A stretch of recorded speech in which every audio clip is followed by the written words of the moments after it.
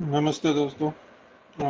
आप सभी का स्वागत है मेरे चैनल पे, जो कि यूपीएससी का फिजिक्स ऑप्शनल आप लोगों को पढ़ाने का वादा करता है और पढ़ाएगा भी। In fact I have 5 years of teaching experience in this field basically. So let's see. And अगर आप मेरे प्रोफाइल को फॉलो करना चाहते हैं तो टीचमेंट पे मुझे ज्वाइन कर लीजिएगा। सारा स्टडी मटेरियल पढ़ाई का मैं टीचमेंट पे अपलोड करता हूँ। तो वहीं से आपको जो भी पीडीएफ्स है वो एसेसिबल होगी। ठीक है, okay. So let me share the PDF with you on the screen and then the magic let the magic begin. Okay, so देखिए दोस्तों, ओरिएंटेशन सेशन की अगर मैं बात करूं तो इसके पहले मैं आपको ऑलरेडी ओरिएंटेशन सेशन दे चुका हूं। ठीक है, ओरिएंटेशन सेशन में मैंने आपको बताया था कि इस सब्जेक्ट की तैयारी कैसे करना है और क्यों ये सब्जेक्ट बाकी सब्जेक्ट से ज़्यादा हेल्पफुल आपको साबित होगा, उसके बारे में मैंने बात कही थी। सो ओरिएंटेशन सेशन देख लीजिएगा पहले, फिर ये सेशन पे आ जाइएगा। ओके, सो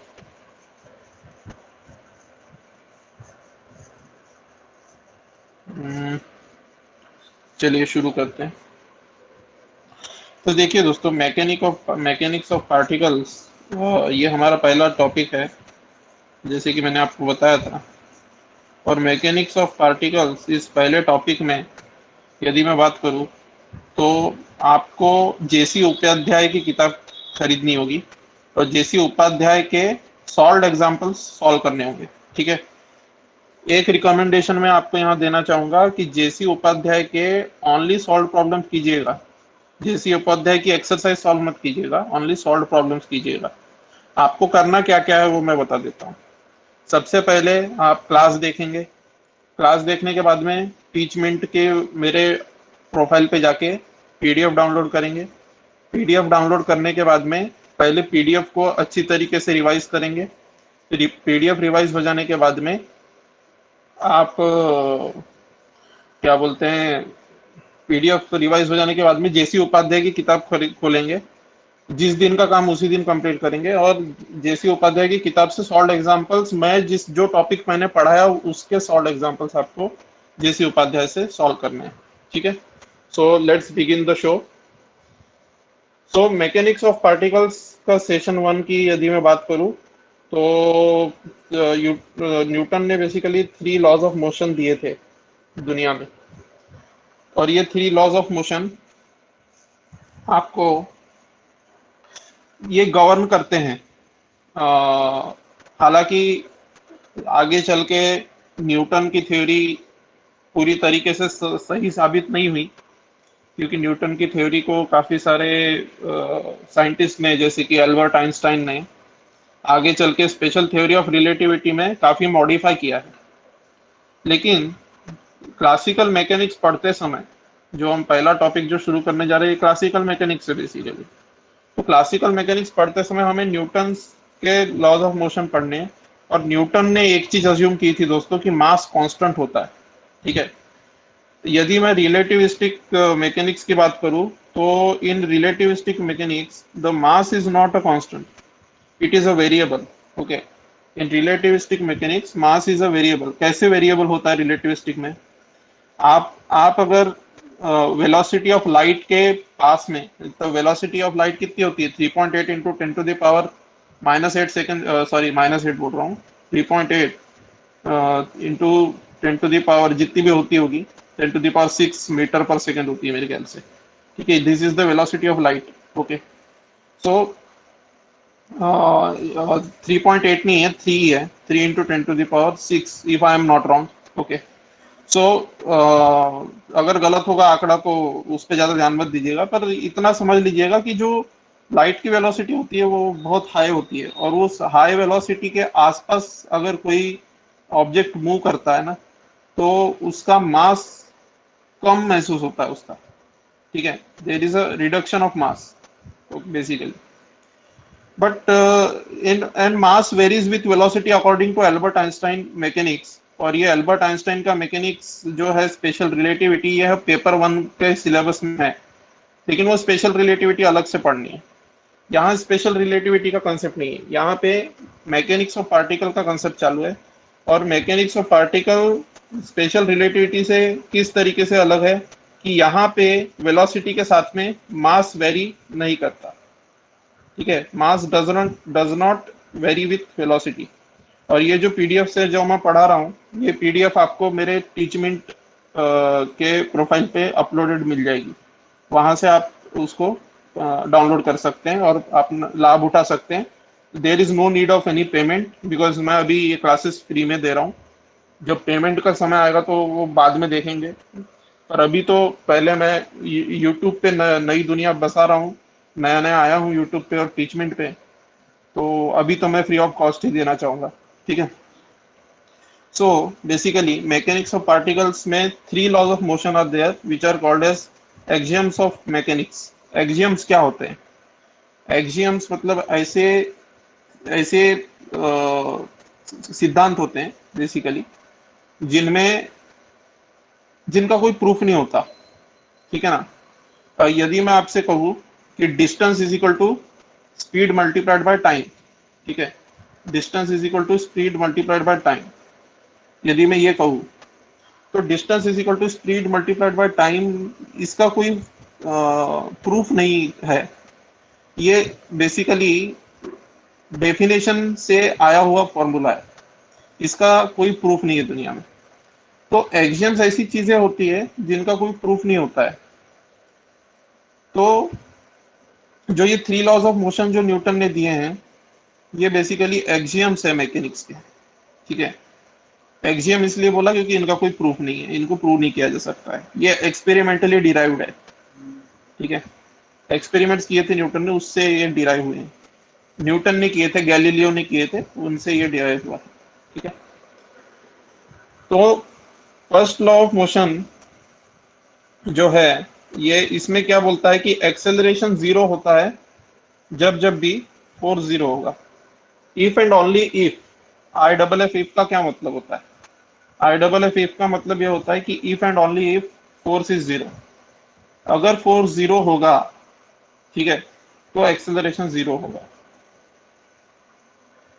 एक्सेलरेशन और वेलोसिटी की अगर मैं बात करूं तो आपको ये चीज तो आपने एनसीईआरटी अगर 11th-12th की भी आपने पढ़ी है, या जेई में भी फिजिक्स आपने अगर पढ़ा है, ग्रेजुएशन में पढ़ा है, इंजीनियरिंग की है आपने, what ever may be your field, so in that field you might have studied one thing कि वेलोसिटी जब कांस्टेंट होती है तो एक्सेलरेशन 0 होता है।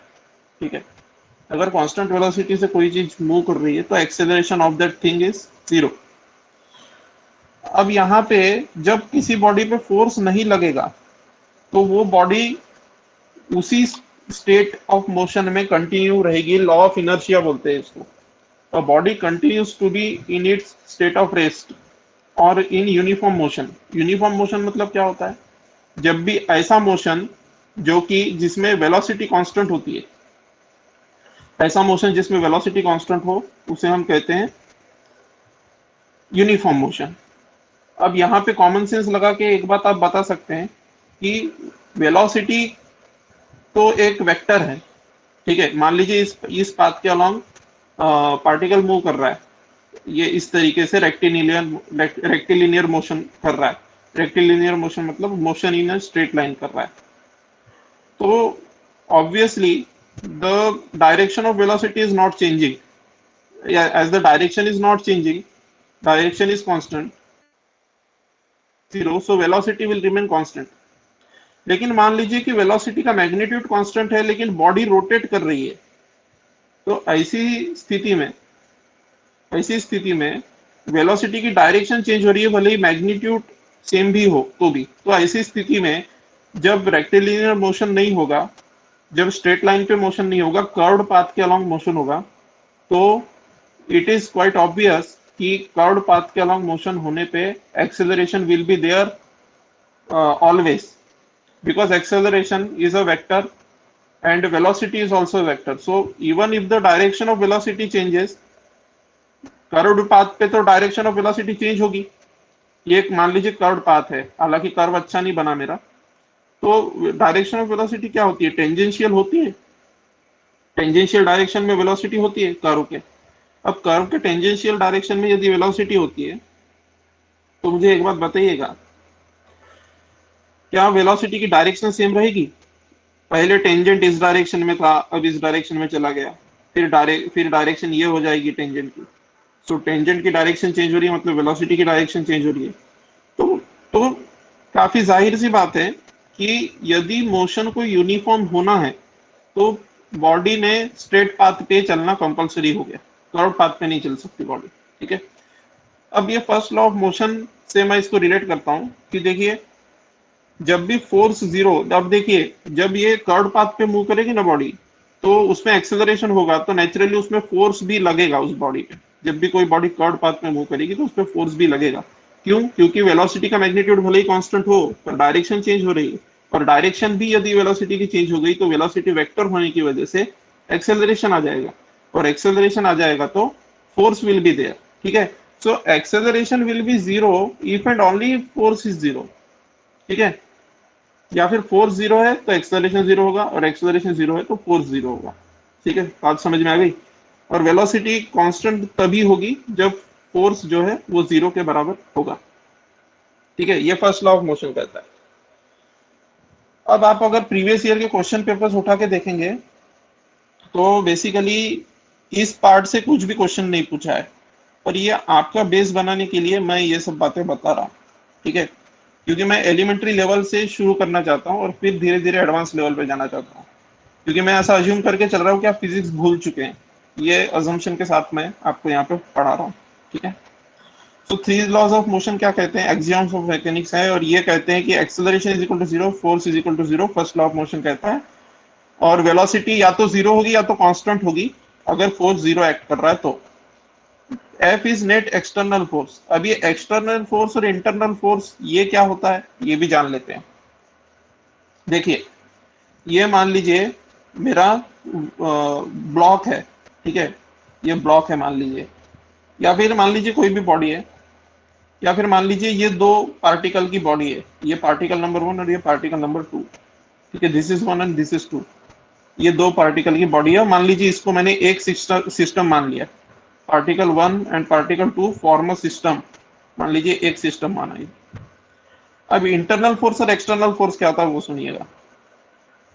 एक्सटर्नल फोर्स मतलब ये सिस्टम के बाहर से फोर्स लग रहा है तो एक्सटर्नल फोर्स। और यदि particle number one particle number two पे फोर्स लगाए, और particle number two particle number one पे फोर्स लगाए, so that will be internal force.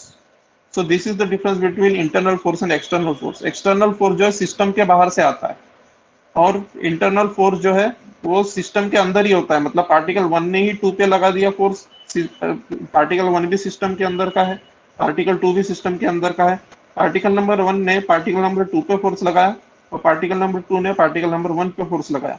So this is what, this is a single system, and उसी system के अंदर के दो ऑब्जेक्ट्स ने एक दूसरे पे फोर्स लगाया। So this is internal force.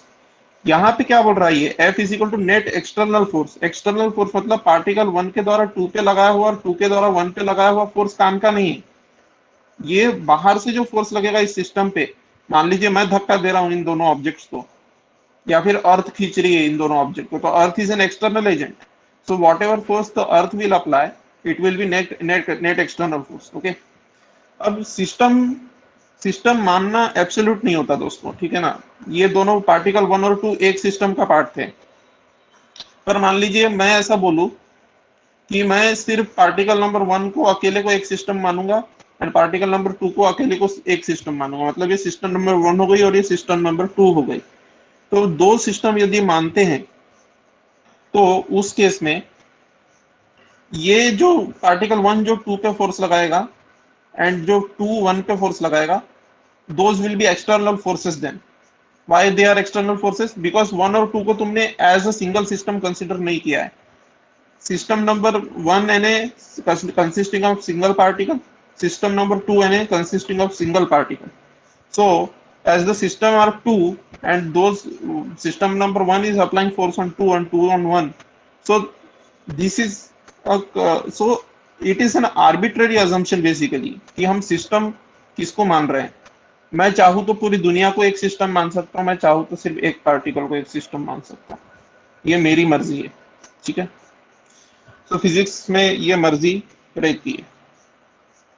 तो फर्स्ट लॉ ऑफ मोशन जो है, ये मैं आपके बेसिक कंसेप्ट जो ब्रश अप कर रहा हूँ बचपन के, जो जेई के टाइम पे पढ़े होगे, इंजीनियरिंग में पढ़े होगे लेकिन भूल गए होगे, वो सब मैं यहाँ पे आपको बता रहा हूँ। ठीक है, तो फर्स्ट लॉ ऑफ मोशन कहता है कि एक्सेलरेशन जीरो है यदि फोर्स जीरो है, और या फिर वेलोसिटी कांस्टेंट रहती है यदि फोर्स जीरो है तो। और फोर्स क्या है? नेट एक्सटर्नल फोर्स है, जो भी सिस्टम अज्यूम की है उस पे बाहर से जो फोर्स लगेगा that will be net external force. A is acceleration and V is velocity. ठीक है, सेकेंड लॉ ऑफ मोशन क्या कहता है? Time rate of change in linear momentum is equal to force acting on the particle.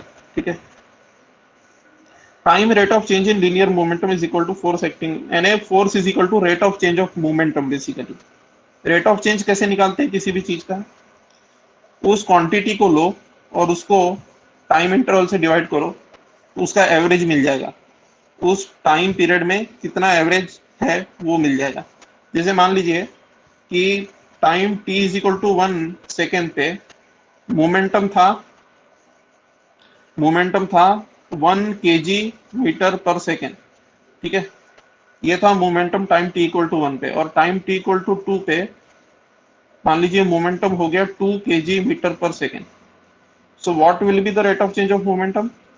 ये p1 है, ये p2 है, सो p2 minus p1 यानी कि 2 minus one upon 2 minus one, है कि नहीं?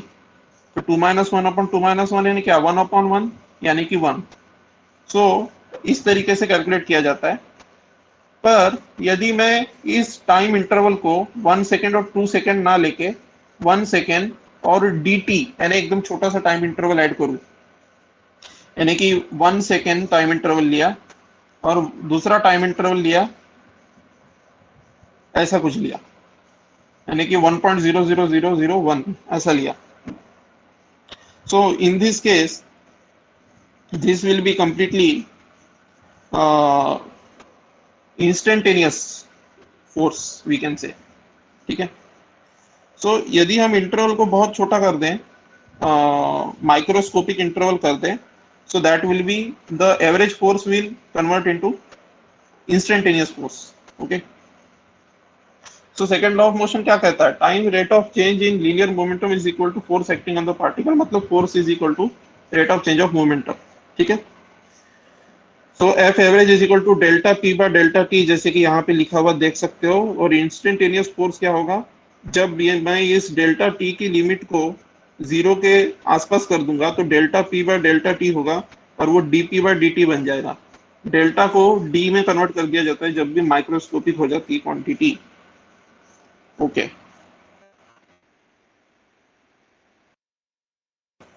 और वीडियो के बीच में पहुंचे तो मैं बता देना चाहता हूँ टीच मिनट पे मैं पोस्ट, तो आप वहां पे आके मुझे ज्वाइन कर सकते हैं। ठीक है, so this is the second law of Newton. So basically यदि मैं यहाँ पे बात करूँ vector F is equal to D P by D T, जो इसी को इक्वेशन ऑफ मोशन कहते हैं दोस्तों, ये बहुत इंपॉर्टेंट पॉइंट है, ये आगे चल के बहुत काम आएगा। हम ये फिजिक्स के स्टूडेंट बोलते रहते हैं कि इक्वेशन ऑफ मोशन निकालो, इसका इक्वेशन ऑफ मोशन निकालो, लेकिन उनको यही बात पता नहीं होती है कि इक्वेशन ऑफ मोशन होता क्या है। तो इक्वेशन ऑफ मोशन कुछ नहीं है, बेसिकली फोर्स का मोमेंटम के साथ रिलेशनशिप आपको इस फॉर्मूले में पुट करके निकालना होता है, that F is equal to D P by D T. इसको आपको डिराइव करना होता है और वो कुछ एक्सप्रेशन निकल के आता है। ठीक है, मान लीजिए पी का वैल्यू कुछ फंक्शन है टाइम का, तो वो जो भी फंक्शन निकल के आएगा that will B value of force. ठीक है, तो वही इक्वेशन ऑफ मोशन होता है बेसिकली। ठीक है ना? So second law of motion भी हो गया। अब हम चलते हैं थर्ड लॉ। हाँ, तो इसमें ये F is equal to D P by D T, इसके बाद में ये क्या क्या था यहाँ पे? F is equal to dp by dt. Okay, so p is equal to mv, ये तो पता ही है बचपन से, mass into velocity is equal to momentum होता है। लेकिन बचपन की गलती दोहराना मत दोस्तों, अब हम बड़े क्लासेस में आ चुके हैं, all of you are graduates. Okay, so you must always put a vector sign above these terms always, ठीक है, otherwise your equation will be wrong, ठीक है। क्योंकि हमें जनरल लिखना है दोस्तों, लीनियर रेक्टिलिनियर मोशन में p is equal to M B बिना वेक्टर साइन के भी लिखोगे तो रेक्टिलिनियर मोशन जो होता है ना, मोशन इन स्ट्रेट लाइन, उसमें p is equal to M V बिना वेक्टर साइन के भी चल जाएगा रेक्टिलिनियर मोशन में। लेकिन अगर आपको जनरलाइज्ड मोमेंटम और वेलोसिटी के बीच में जनरलाइज्ड रिलेशनशिप लिखना है मोमेंटम वेलोसिटी के बीच में, तो that will be p is equal to p vector is equal to M V vector, ठीक है। ओके, अब ये जो सेकंड लॉ ऑफ मोशन है, आज मैं लॉज ऑफ मोशन पढ़ा के खत्म करने वाला हूँ। ओके, तो इसी में अगर मैं p के जगह पे यानी कि f is equal to D P vector by D T होता है, तो यहाँ पे मैं p का वैल्यू एम वी वेक्टर अगर डाल दूं, जैसे यहाँ सब्सटीट्यूट किया मैंने, तो that will be the mass, as mass is a constant in classical mechanics, mass does not vary with velocity in classical mechanics, so mass factor will come out of this expression, and d m dv by dt will be the force, ठीक है। so mass into acceleration हो जाएगा इसका derivation, ठीक है।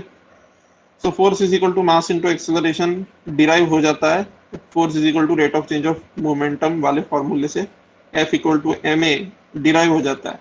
और यहीं पे रिलेशनशिप बैठ जाती है न्यूटन के फर्स्ट लॉ और न्यूटन के सेकंड लॉ के बीच में। कैसी रिलेशनशिप बैठ गई, देखिए यहाँ पे a is equal to zero डाल के देखिए f is equal to zero आएगा, और f is equal to zero डाल के देखिए a is equal to zero आएगा, क्योंकि m तो जीरो हो नहीं सकता। सो दैट मीन्स कि न्यूटन का first law of motion Newton के सेकंड लॉ ऑफ मोशन से डिराइव हो गया। So all of this laws of motion are basically interconnected. अब यहाँ देखिए f equal to M A लिखा हुआ है, फिर a acceleration is equal to D V by D T होता है, हम सभी जानते हैं। So D V by D T हो गया, और उसके बाद में v का वैल्यू क्या होता है, D R by D T होता है, पोजिशन वेक्टर का वेरिएशन विथ टाइम उसके बराबर होता है, v is equal to D R by D T होता है। तो यहाँ पे बेसिकली एक दो स्टेप्स मैंने स्किप की है, तो यहाँ पे अगर आप देखते हैं तो m D V over D T, यहाँ पे v को सब्सटीट्यूट करो D R by D T, और v को D R by D T जब यहाँ पे सब्सटीट्यूट करोगे तो d by D T D R by D T आएगा, और फिर ये D two R by D T two हो जाएगा। समझ में आ रही है ना बात, इस तरीके से। सो अगर नॉन रिलेटिविस्टिक मोशन की बात करते हैं यानी कि क्लासिकल की, तो m will be out of derivative, differentiation derivative का जो साइन है d बाई डी टी, तो डेरिवेटिव के बाहर रहेगा m in classical mechanics, in non relativistic motion. क्यों नॉन रिलेटिविस्टिक मोशन में m बाहर रहेगा, क्योंकि ऑब्वियस सी बात है कि m does not vary in classical mechanics, m is a constant in classical mechanics, so m will come out of derivative. But अगर relativistic motion की बात करें तो m should be inside the derivative, so क्या होगा, dp by dt हो जाएगा, m should be inside the derivative, तो dmv बाय dt के बराबर होना चाहिए। So this will be f is equal to dp by dt, लेकिन so valid in case of both relativistic and non relativistic motions, ठीक है। So Newton's first law of motion and Newton's second law of motion are over now, ठीक है। So मैं आज की class इतनी रखता हूँ। थर्ड लॉ ऑफ मोशन के बाद से, और इसकी जो पीडीएफ अगर आपको चाहिए तो टीच मिनट की मेरी प्रोफाइल पे जाके डाउनलोड कर लीजिएगा। And third law of motion onwards मैं आपको नेक्स्ट वीडियो लेक्चर में पढ़ाने वाला हूँ, क्योंकि मैं वीडियो लेक्चर बहुत लंबे नहीं रख सकता, जैसे ऑनलाइन टीचिंग प्लेटफॉर्म्स होते हैं वो रखते हैं कोई बड़े वीडियोस, लेकिन मैं नहीं रख सकता हूँ क्योंकि that will be completely out of my pocket, then means वो मेरे इसके बाहर हो जाएगा, मैं उतना डाटा नहीं रखता हूँ अपने पास, और यूट्यूब काफी टाइम लगा लेता है फिर अपलोड करने में। So I hope you understand, but there will be, इतना तो मान के चलिए कि there will be 100% coverage of your topic, no topic will be left untouched, ठीक है ना, कोई टॉपिक यहाँ अनटच नहीं जाने वाला, अछूता कोई टॉपिक नहीं रहने वाला। समझ में आ रही ना बात? So third law of motion onwards मैं नेक्स्ट लेक्चर में पढ़ाऊंगा। तब तक के लिए अपना ख्याल रखिएगा। गुड नाइट, शुभ रात्रि, शब बखैर, थैंक यू वेरी मच।